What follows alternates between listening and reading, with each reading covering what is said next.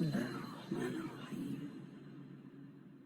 أصبحنا وأصبح الملك لله والحمد لله، لا إله إلا الله وحده لا شريك له، له الملك وله الحمد وهو على كل شيء قدير.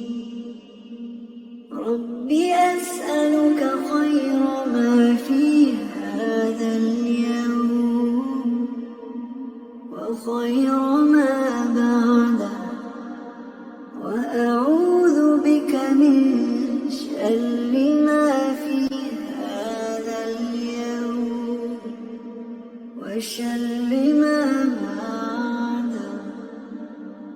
رب أعوذ بك من الكسل وسوء الكبر.